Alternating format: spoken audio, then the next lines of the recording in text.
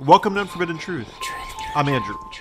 Today I'll be speaking with domestic terrorist Michael Finton, aka Talib Islam. Michael Finton was born in 1980 in Vista, California. He is serving a 28-year federal prison sentence for one attempted murder with malice aforethought, at least one federal officer and employee, and one count of attempt to use a weapon of mass destruction against property owned by the United States. This isn't Michael Finton's first brush with the law. On February 3rd, 1999, Michael robbed a store in Olney, Illinois, and injured the clerk. He was convicted of aggravated assault and aggravated robbery and was sent to prison from 1999 to 2005 for those crimes. During his time in prison, he converted to Islam. Michael looked up to Anwar al-Awlaki, I'm sure I butchered that name, who was a Yemeni-American lecturer who was suspected to have ties to Al-Qaeda. Michael had quoted something that al-Awlaki had said on his MySpace page. A few years after getting out of prison, Michael went to Saudi Arabia, then came back and met with whom he thought was a terrorist, or somebody who had ties to a terrorist, who ended up being an undercover FBI agent.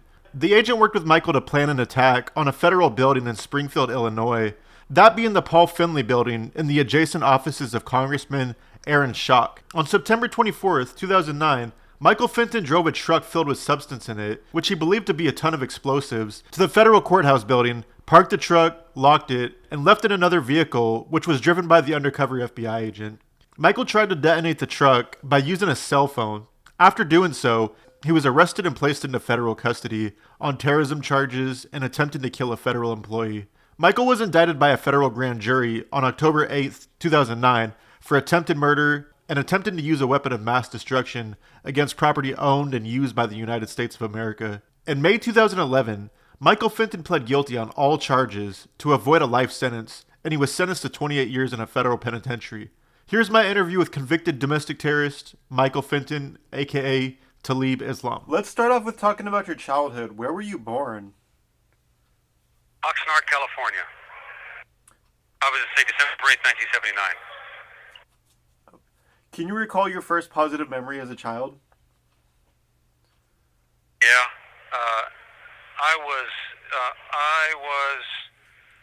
I remember it was like I was playing with my mom, and where she was like kind of laying on her back and had me on her shins, and they're giving you kind of giving you a ride, kind of giving me a ride like that, holding on my hands. I was very young. Can you recall your first negative memory as a child? Yeah. Yes, I can. I have an older sister who is probably about 10 years older than me, and 10 or so years older than me, and she was about 13, and she has cerebral palsy, and she couldn't hang these clothes on a hanger right, and some pants on a hanger right. My mom beat her with the board. That's my first negative memory. Were your parents together throughout your childhood? No, they were married when I was conceived, but I have no memory of them. Were you close with your mom and dad growing up? Yeah, that's kind of complicated because I grew up in foster care, and so I always wanted to go back to my mom, but I spent more of my childhood not seeing her than seeing her. At what age did you go to foster care? Well, the first time I was 10 months old, and the last time I was probably 6 or 7. So would you just go into foster care, she would lose custody, she'd get you back, she'd lose custody, so on and so forth? Yes. Until the last time. I was about 6 or 7, that was it, and that was it. And how come she kept losing custody? What was going on there? Well, all the way until my little sister was born, she was a heroin addict and an alcoholic. And she got that under control, but she was also bipolar, and she couldn't get it together. I don't ever remember her having a job. Like, not once.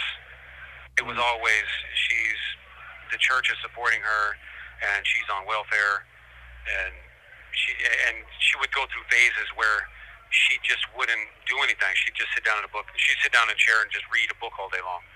And that's it. Stephen King, so on and so forth. And a lot of abuse is going on and neglect, and the schools end up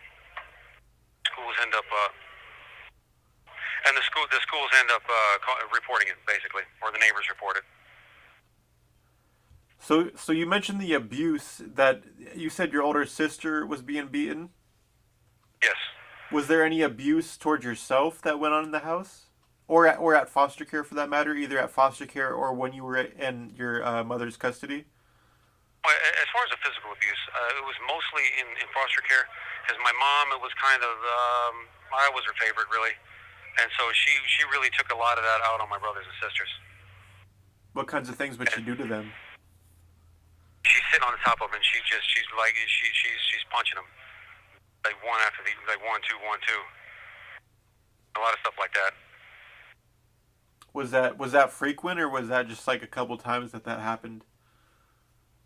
A lot of it depended on her mood. Like so, sometimes she's the perfect mom, and then other times she just she's depressed or she's in a bad mood, and then and it all comes out, and then it's a lot. So And a you lot of times it wasn't always her because there was a lot of bad people. There was a lot of people hanging around. So right. So you yourself never went through any type of like physical, mental, emotional, sexual abuse. all that, but mostly in foster care. And a lot of the emotional abuse and others is that was. This call is from a federal prison.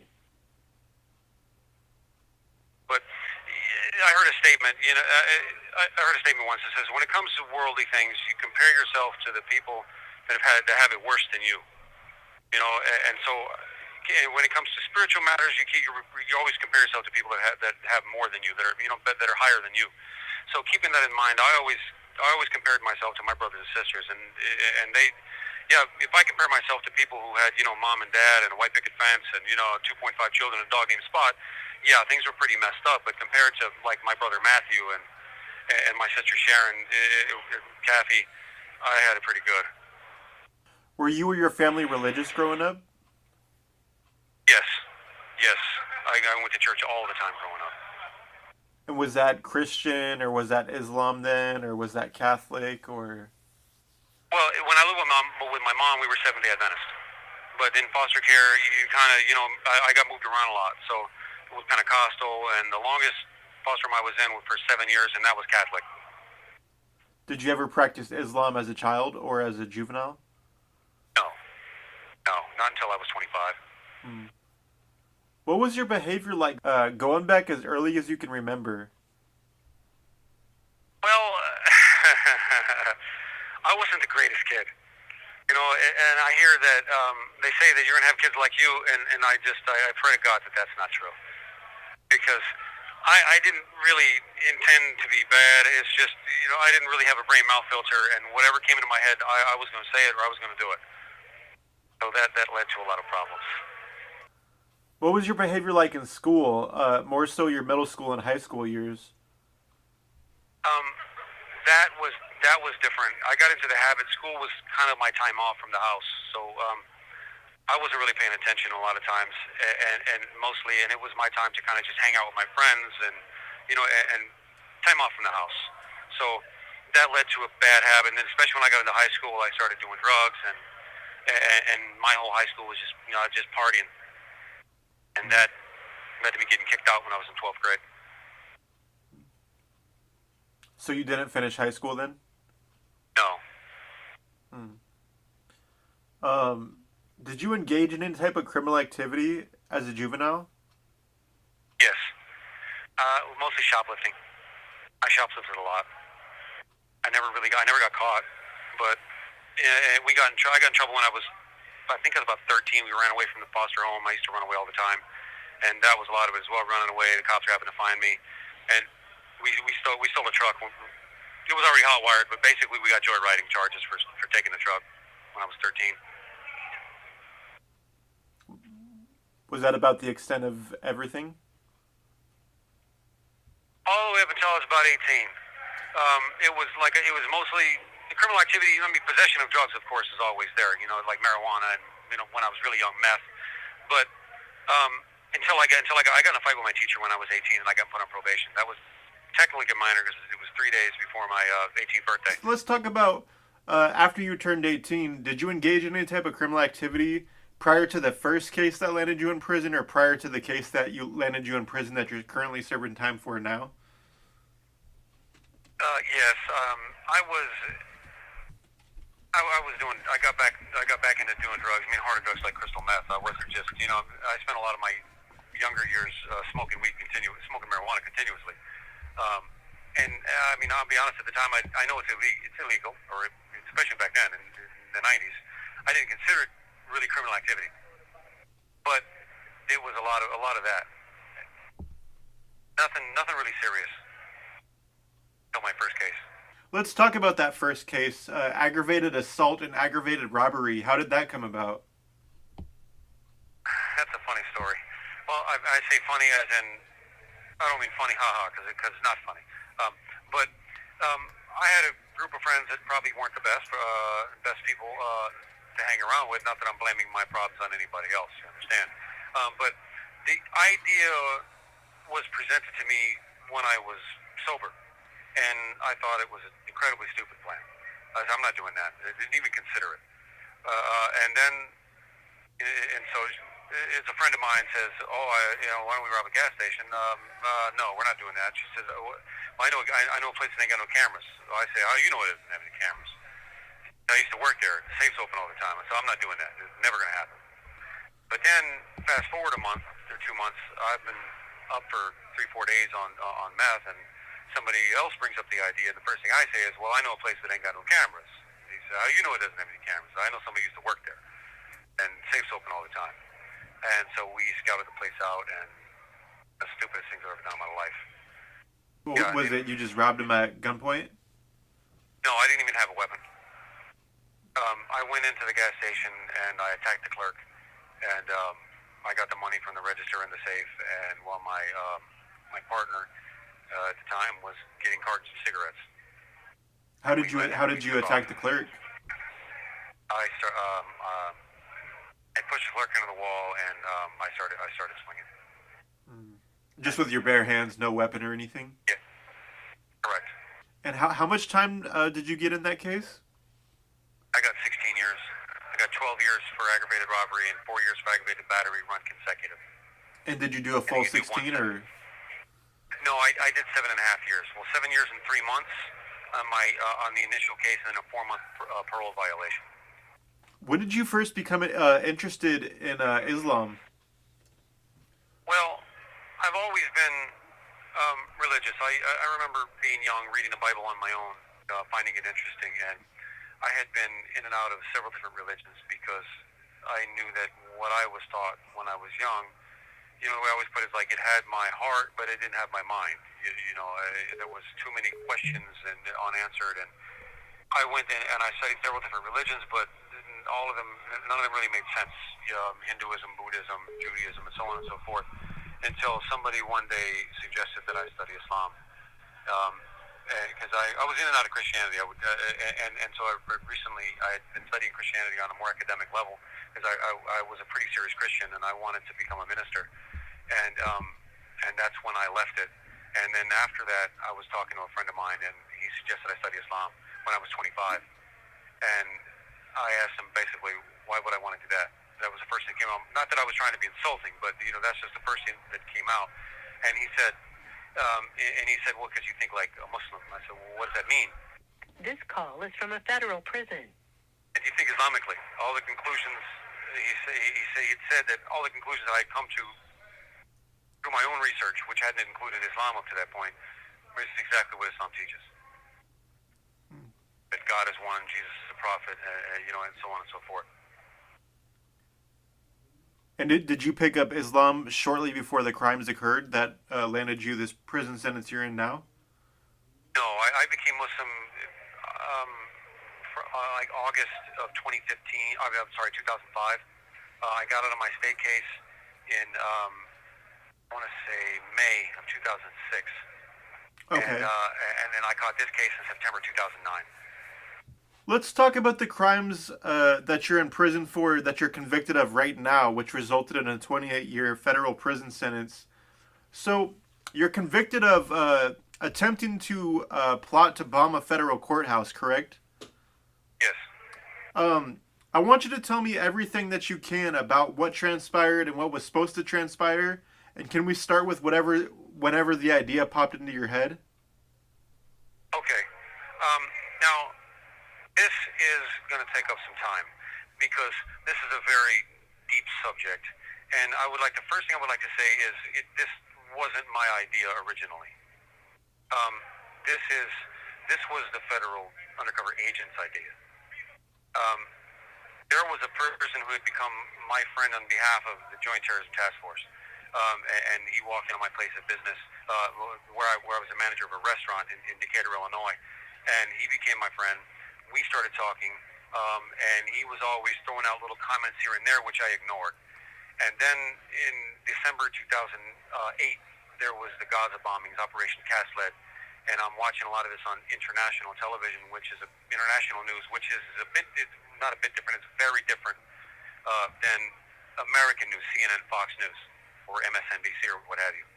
And that's when I remember what he had told me, that he knew some people, Al Qaeda, basically, to be perfectly honest.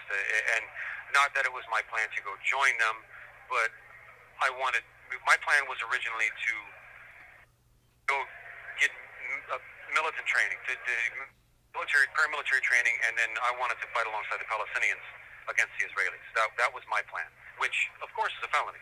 There's no doubt. Especially in 2009, that would have brought 15 years. And it would have been incredibly easy for them. He could have said, once I'm in contact with an undercover agent, he says, okay, we can do that, but you got to buy a plane ticket to here, get off here, do this, do that. And once I make it to past the security desk, they arrest me, and I go to prison. That happens all the time. But that's not what they did, because most people who do what I'm locked up for all get right around 30 years. That's what they wanted. This is called sentencing entrapment. They weren't satisfied with the sentence I was going to get, so they do something to get you to do a more serious crime. So this was their idea. They supplied the money, they supplied all the materials, they put it together, all the knowledge and know-how. Yes, I drove it and I dialed the number. There's no doubt about that. The important thing to understand on this whole thing is that things don't happen in a vacuum. And neither does this. And I say that to say that the people who set this case up, who organized this sting operation, or I call them entrapment operation, because that's what they are. That's what it is. And this had been going on for 2.5 years before I was ever involved in the sting operation. Meaning, the FBI agent Trevor Stalitz, who at the time was not an FBI agent, he was with the Joint Terrorism Task Force. Decatur PD is where he came from, and he was after me for 2.5 years before I was ever involved in anything. And going all the way back to early summer 2007. So this was the third time he'd either had me arrested or tried to have me arrested. The second time for something pretty serious. The first time the Joint Terrorism Task Force got involved and got my state parole violated in August 2007. I was already on their radar. And I found out from the discovery why I was on their radar. That I had come to their attention twice because I was on parole in the state of Illinois. And if you want to move from one address to another within the county, you do not need the permission of the Illinois Department of Corrections. You just have to inform them within 10 days of your moving, and which I had done. If you're moving from one county to another, then you need permission because you're going to get a different parole officer. And when I started out in Jefferson County, which is southern Illinois, I relocated to Macomb County, which is Decatur, Illinois, which is a lot closer to Chicago, about 2.5 hours south of Chicago, and I got permission to do that. Well, when I moved up there to meet my new parole officer, my first time talking to him, he asked me why I had relocated, and I told him, well, there's more work in this area, and also I'm a Muslim, and there's a mosque here, and I want to be closer to the Muslims. Well, he reported me to the FBI for that. That was the first offense, if you will. The second was when there was a doctor who went to the local mosque. He was relocating to Chicago, and I was asked at the last minute to help load his stuff onto the U-Haul truck and to take it up here and help unload it, because the person who was supposed to do it, he flaked out. He at the last second, he said he couldn't do it, and the other guy was alone. So I did, and I got involved in a minor traffic accident in Chicago, where the back tire of the U-Haul truck scraped somebody's vehicle,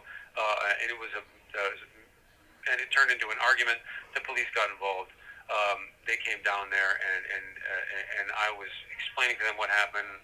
They went to arrest me, and then they realized the truth of the matter, what happened, they let me go. Look at it from their perspective. They see two Muslims in an empty U-Haul truck. Well, they reported to the FBI. The FBI told them to let me go. They let me go, and which I found this part out in the discovery. Well, that's the second time my name came up in the span of a month or two, and so now they start following me around on the internet.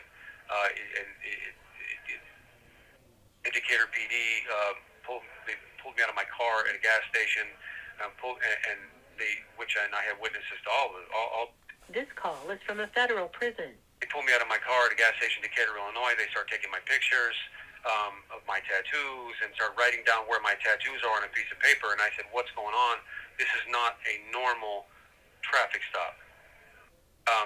So they said it was about a cracked windshield because I had a crack in the bottom part of my windshield. They said, and that's what they said precipitated this. And so they told me that, well, we do this. Their words were, "We do this to everybody here. We even do it to the mayor. This is just so in case you're a victim of a crime, we can use this to identify your dead body." And they took pictures of my vehicle. They took pictures of my ex-wife, and they went at the time we weren't exes, of course. She asked the cop who was over there with her what's going on, and he said, because this is an investigation, were you in the car with him at all today? And she had her own vehicle, and she said no. When she brought that up to the police officer, he says he wasn't supposed to say that. I mean, I don't know why he said that. And that was the first real incident with them. And it was incident after incident, especially with the Decatur PD. And it was all in my discovery that all this was being done on behalf of this agent, now FBI agent Trevor Stallings, who was Joint Sheriff Task Force at the time. And so this is going on and on and on. They have my state parole violated. And when I get out, I ask there's some stuff of mine missing from the house. It turns out the Joint Sheriff Task Force had gone to my house while I was in prison and took a bunch of my things without a warrant. And Fourth Amendment said, violation clearly, because they don't need a warrant to come into my cell. But in order to go to my house, my Fourth Amendment rights still exist. You have to get a warrant. And they did not. So I want to find out where my stuff is. I apologized to my parole officer about the whole violation thing, and he told me, his words were, "Don't apologize. You didn't do anything wrong. It wasn't you." And I kind of dismiss it. I call the number he gives me, who has my stuff. They give me the runaround. It's Joint Terrorism Task Force. They've taken my things, and at that, when I'm getting my stuff back from them at the Decatur Police Station, that's when they confronted me. They asked me to be basically their spy inside the mosque, to let them know if anybody's on any extremism. I refused. I said, "Don't ever contact me again. If you contact me again, I'm going to get an attorney, as this is completely against my religion, and plus, I don't do things like that. Leave me alone." Well, when George Bush says in 2001, either you with us or you with the terrorists, well, he meant that. Like, that's government policy. So when the government approaches you in a situation like that, and you're a Muslim, they really mean that if you don't help them, you're on the other side, and they're coming after you. And so everything got really, really heated at that point. And so this individual also forwarded a short story that they had taken from my things to the Secret Service, where it was clearly, it's fiction. It's a short story. I used to write fiction and so on and so forth. And nothing published. It was just for me. And in this short story, the name of the president at the time, Bush, was mentioned. And This call is from a federal prison. he made the allegations to the Secret Service that I was a threat to the life of the president. They come to my house. They left after 10, 15 minutes, and I never heard from them again. And my point is, this goes on and on and on until finally I'm involved in this sting operation, and here I am. Can we pick up with you talking about your trip to Saudi Arabia before we move on to the next topic of discussion? All right, no problem. Can you start off with talking about your trip to Saudi Arabia, and if it entailed anything related to the case or meeting anybody that might have been related to any type of groups, whether that be extremist groups or anything of the sort? Oh no, not at all, not at all, in any way, shape, form, or fashion. I went over there for two reasons. First and foremost, for a religious visit, right? The minor pilgrimage called Umrah in Arabic, and that means because the Hajj pilgrimage can only be done one one time of year, certain time of the year, and it involves more. It involves a lot of stuff. Well, if you're going on the minor pilgrimage, it's less things involved, and you can do it any time of the year. So that's the main reason why I went over there. Also, I went over there is because I was meeting the parents of a woman that I was actually discussing marriage with. So would that be considered like an arranged marriage? Well, not quite, because the family was involved. It's not like they're doing it and she has no say in the matter. She was okay with it, but the family was involved. The parents were involved. It was their only daughter.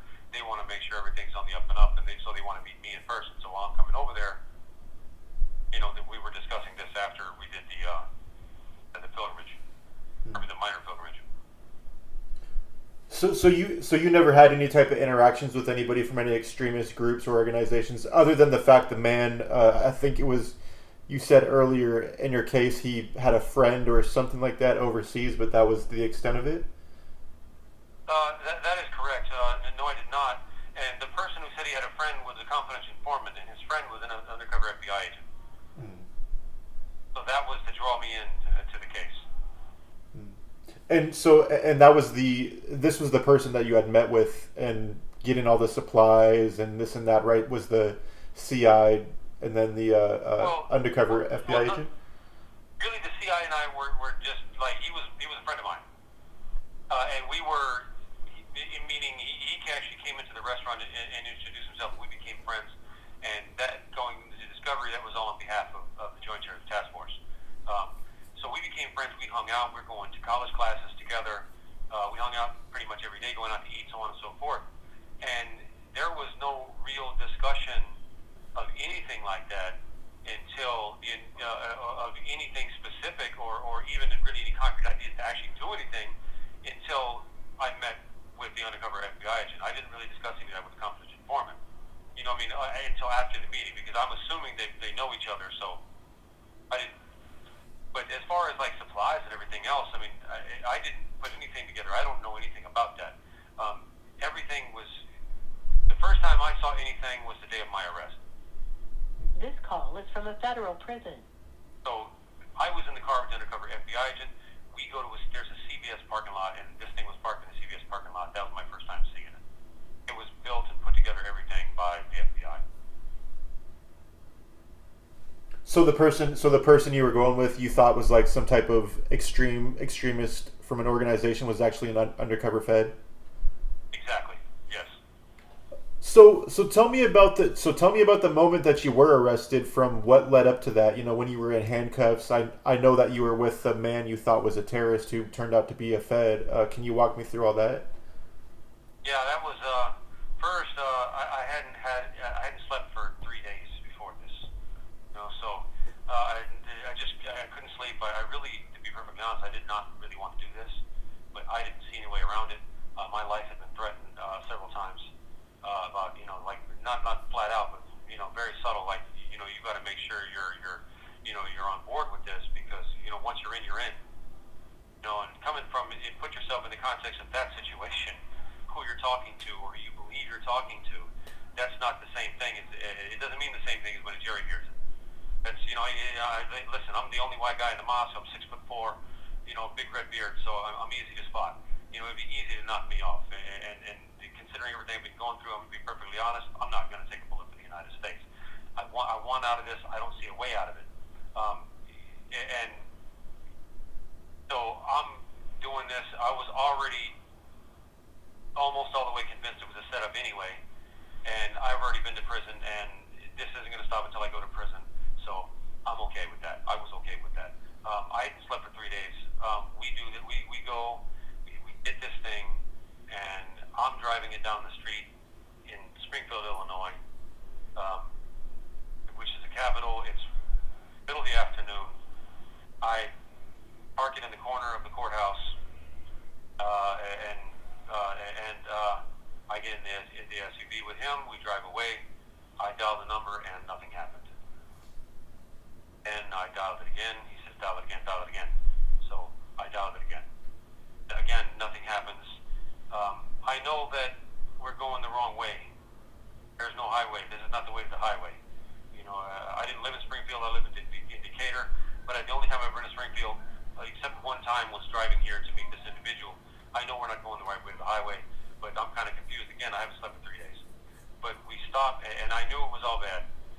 We stopped, and he starts talking about switching cars. I get out of the car, and then I hear over the loudspeaker, Michael Finton, get on the ground, get on the ground.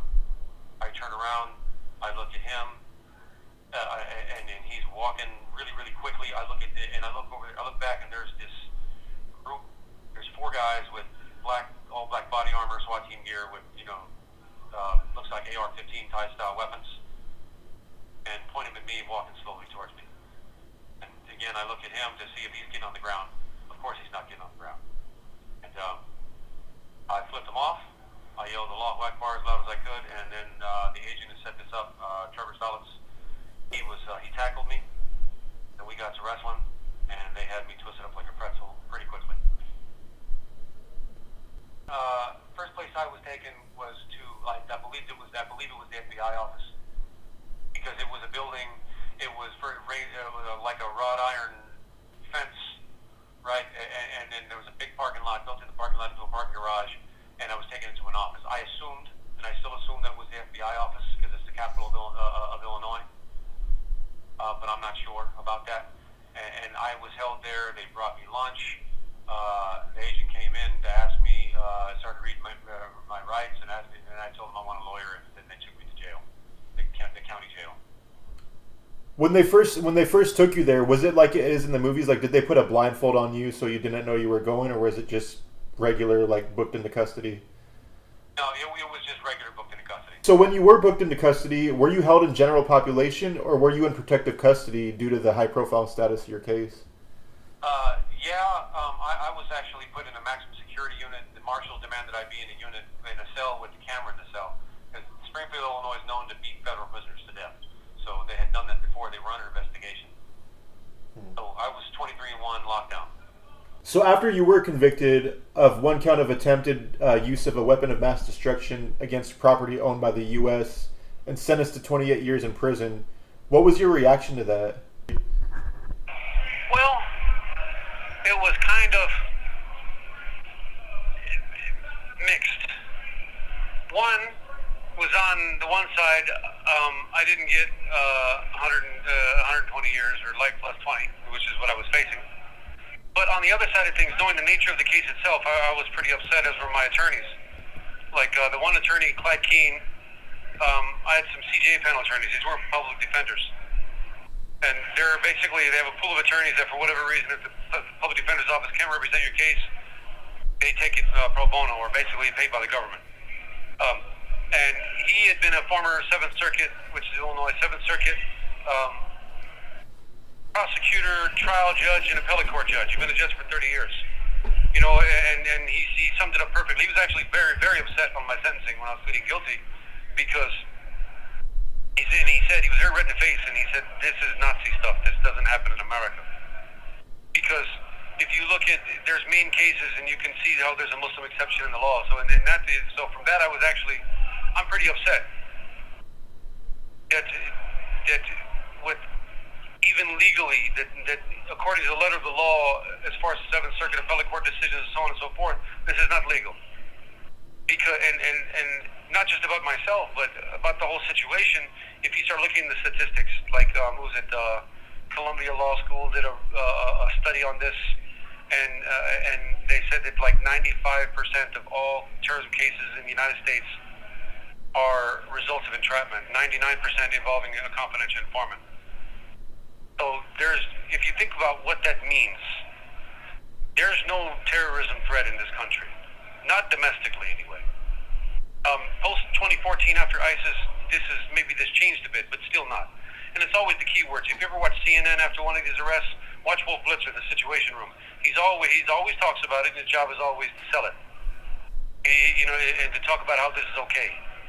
And it's a shame, because there's a lot of people out there, like Derek Sharif in Chicago, who was homeless, and he's trading and he's not, of course, he's not doing too well mentally, because he's trading his speakers for grenades, the speakers that he had, some supposed grenades. And none of this stuff could have or would have happened without the government. So there's a lot of political agenda. There's a large political agenda behind this. Not only that, it's also people are making their careers off this stuff. And so for all of these reasons, I was actually upset. But at the same time, I'd done 7.5 years in a state joint, in state prisons in Illinois, and I know how to do time. I was raised in foster care, so I know how to do this. So at least, it's like I told my attorney one time, I said, these fences aren't meant to just keep me in. They're meant to keep those crazy bastards out. Semi-jokingly referring to the FBI. They can't harass me because they were coming after me for 2 years before I was involved in any sting operation. What were they after you for? Well, what it comes down to is I wouldn't be a confidential informant for them. I think that's kind of what cemented my fate. I went overseas, and that was another thing, nail in the coffin. But I had got my parole transferred in the state of Illinois from one county to another, and my parole officer asked me why I moved, and one of the reasons I gave him was for work and because I wanted to be closer to the mosque because I'm a Muslim. Well, he reported me to the FBI. And also I fit a profile. They said on CNN there's a new profile for a terrorist. This was in '06. They said it on CNN that was a white convert to Islam who'd been to prison. So I checked all the boxes. And I really think it's, when George W. Bush said... This call is from a federal prison. When he said, you're with us or you're with the terrorists, I think he meant it. I think that's actual government policy. That's my sincere belief. And if they come to a Muslim and they say, we want you to spy in the mosque and to tell us who's talking about any extremists, then you say no, because I'm not doing that. There's nobody talking about any of that stuff anyway, but I'm not going to do it. Then in their mind, you must be working, you must be an Al-Qaeda sympathizer, and then whatever happens to you happens to you. But it's like, the sad thing that happened down there in Guantanamo Bay, all these people, none of them, most of them had nothing to do with anything. They're being sold by their neighbors, over border disputes. For $25,000, you put out there $25,000 for a member of the Taliban or Al-Qaeda. Next thing you know, everybody in the country is a member of Taliban and Al-Qaeda after that. Everybody's selling everybody. And then after what they did to them and the horrors of what they did to them, and they say we can't release them because they're so dangerous because of what was done to them. So they talk about a recruiting tool. It's not just that. You let these guys out, and now look, they're with no apology, no nothing, no accountability, no justice. They take decades of people's life, and they do things like this to people. And what do they think people are going to think? When next thing you know, somebody comes along and you see what Bin Laden is saying, and people start thinking maybe the guy's right, because it sure seems that way. You got random Muslims on the street who are getting snatched up, and it's not why did they pick? It's not just why did they pick you. It's a really good question, as a matter of fact. But your name comes on their radar, and then people have an opportunity. They're incentivized to make a big case out of this. Michael Mukasey, for example, was the judge in a lot of these cases in the early '90s in New York, specifically the Rabbi Meir Kahane case. And there's so much nonsense going on in that case. I've looked through the legal documents. There's so much nonsense going on in that case, but they didn't care. I mean, he became the Attorney General. So in that sense, there's a lot of anger, of course. But for me, if they let me out of here right now, I'm out of here. I'd go to Malaysia, Indonesia, somewhere, and just live my life, and never come back.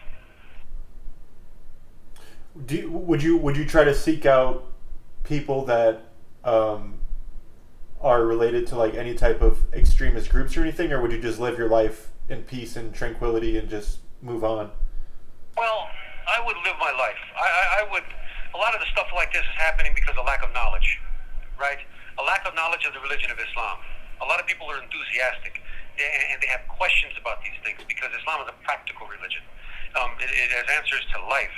And so a convert to Islam is wanting to know what these answers are. And you have this major issue of the big J words and, jihad and terrorism and all of these issues. And some people are saying that it's allowed. Some people are saying it's not allowed. Some people say it's obligatory and so on and so forth.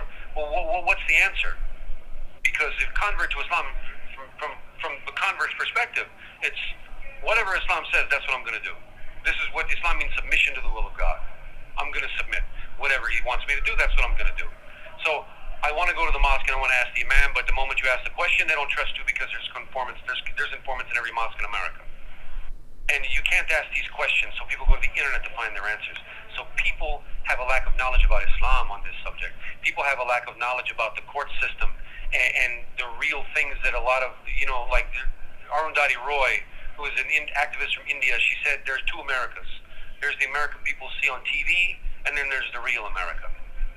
And from a foreigner's perspective, that makes perfect sense. We only see one here, so a lot of times we don't understand that. But I would try to educate people in a lot of this. Like in Book of Revelation when it says Babylon, Babylon has fallen, come out of her, my people. This is the kind of thing. This is not the place that a person wants to come over here for a whole host of reasons. So I would try to go seek knowledge and then be able to talk about these questions because I know I know the line I can walk without getting myself in trouble because a lot of people aren't aware of that. Nowadays, how do you spend your time on a day-to-day basis in prison? Studying and teaching and working out. Because I've had a lot of time to sit back and study. And I was around a lot of good people. When I was in the CMU, who had a lot more knowledge of this than I did. So I was able to learn. Have you taken any type of rehabilitation classes or furthered your education since becoming incarcerated the second time? Well, yeah. They offer a lot of programs and stuff here. I was in what's called the Life Connections program, which is a religious-based, like, reentry rehabilitation type program, which focuses on our role in the problems that we're in, right? The various situations and so on and so forth. I'm trying to get. They offer actually, surprisingly, a college course here. The first prison I've been in that does, and I'm on the waiting list for that. But it's a bit different than the first time, and then in my situation because a lot of the rehabilitation program are kind of designed for people with a criminal mindset, which makes sense considering the majority of the population overwhelmingly has a criminal mindset. Whereas somebody in my situation, I kind of don't look at the world like that anymore. And my religion has really helped me with that. Start looking at things in terms of right and wrong instead of what's convenient. You understand what I'm saying? But I also do a lot of personal work, and I study my religion a lot, and I read a lot of, various subjects, not science and philosophy and history, so on and so forth. So when you are released from prison one day, what do you see yourself doing? Well, that's a really good question because with the track record like mine and being locked up for this, the options seem fairly limited. One is I would actually like to drive a truck, a big rig over the road, but I would also like to start businesses and get involved in real estate and so on and so forth. Because if I can create work for myself, it's a lot easier than trying to go find a job and trying to explain this in an interview. So how do you feel hearing the label domestic terrorist being associated with your name and countless others with cases similar to yours? Well, it's actually kind of frustrating in one sense because you look at like this kidnapping case with Gretchen Whitmer, governor of Michigan. You have the Huttery militia case in 2010 in Michigan. A lot of these domestic terrorists, and they have these big plots that are trumpeted all over television, and people hear about them, and then they quietly all get thrown out because they say this is rightfully so, that this is entrapment. So a lot of these guys, not all of them by any means, because I was in the CMU with a number of them, but there's also a lot of these guys, they don't see much time in prison. And that's not saying like okay, I wish they'd get more. It's talking about the standards of judgment in court are not the same. And so America's a precedent-based system in court. The justice system is based on precedent. Supreme Court rulings and court rulings going back in time. and things build on that. And when a Muslim is going for exactly the same thing as, say, a Christian, a different, like literally a different set of precedents is pulled out that allows the government to pretty much do what they want. And this is a scary thing if you think about it, because you were to, no matter how you feel about the current president, fill in the blank, whoever it happens to be, if you, let's say you love the guy and you believe he's an angel in human form and you would never do these things, and you guarantee, and okay, so he can be trusted with the kind of power that the government is amassing openly and quietly. Can you guarantee me that 10 years down the road, 20 years down the road, that the next president or the next president after that is the same way? And the answer is no, you can't. No one can. And so that's why the government is not allowed, should not be allowed to have that kind of power in the first place, because someone's going to misuse it and go after their political enemies. And then everything that this country has worked to try to build over the course of the last 2 centuries is gone. The answer is not, well, these group of people have been badly mistreated, so what we're going to do is we're going to apply the same mistreatment to others that we visited upon them as retribution. That's not the answer. The answer is, stop treating people that way. And treat everybody, give everybody, an equal opportunity, an equal shot. That's that's the way I see it. So, Michael, let's say that this crime was successful, right? And the bomb blew up, or and a lot of people would have died. Would you have taken your own life, or would you have let them arrest you, or would you have kept going until you were arrested and or killed? Well, I wouldn't have taken my own life. That's an absolute sin from which there's no coming back. There's one image that was playing in my head, was the image from Oklahoma City with the fireman with the little girl. I don't think I could handle that. That's why I'm very, very, very, very, very glad that this not happened. This call is from a federal prison. I couldn't have lived with that. And it would have been something like working the rest of my life to try to make up for it. But it's kind of like one of those things where it's kind of easy to say, would have and could have, and what I could have done, but in a situation like that, had it happened and I've been on the run, I don't think, there's only one option here. That they're going to kill you. There's no way around that. When they find you, you're a dead man. Unless, like Timothy McVeigh's case was different because he was in jail when they found out who he was.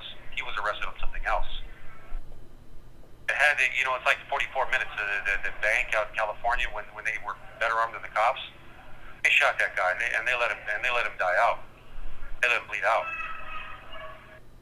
And I don't think there's any way of avoiding that in a situation like that. And God knows best. So, before we conclude this interview, is there anything that you'd like to talk about that we haven't covered yet? I just would like to say that always people should do their own research. And a free country depends on the involvement of an informed citizenry. And a lot of people are going the way of the Roman Empire with bread and circuses, being so focused on their entertainment and on their economic ends that nobody's watching what the government is doing. And I'm not talking about one political party or another. It's both of them. They're both doing it. And if people are not careful, if they're not paying attention to what's been going on, then they're going to lose their country. There's no way around this. Because I remember I was in the CMU with a guy named Dan Peterson, who was, he was not the weatherman, he was like the Montana Freeman, his case up there. And, no, not Dan Peterson, I'm sorry, Ed Brown. Ed Brown was another militia member guy from the standoff out there in Connecticut somewhere. A different guy. And he's asking me, now they're living with us in this very small unit, and he's asking me, why are they doing this to you guys? And I told him, I said, we're not the reason they're doing this. We're the excuse. You guys are the reason they're doing this. They want to come after you, but they can't. They don't have the ability. The courts are going to throw it out. So they're always going to start with a group of people that no one is going to defend. And once they get the power in court and in Congress to do what they really want to do, then they're going to go after their real targets. And it's not us. because and all of this, they have to have some kind of. They don't put this kind of resources and time into amassing this much power through the use of entrapment and police and law enforcement overreach for no reason. Fun. And so I think people should be very careful and should do a lot of research and look at a lot of these cases and see a lot of what's going on. Look at organizations like the Coalition for Civil Freedoms and the work of Trevor Aronson, who's a reporter, and see what's really going on. That's and fear for your children. You have to secure this place for your children. That's what I have to say. That was my interview with convicted domestic terrorist Michael Finton. Head on over to unforbiddenTruthPodcast.com, pick up some merch, check out my blog for updates, and check out the gallery while you're at it. Thank you for listening. See you next week.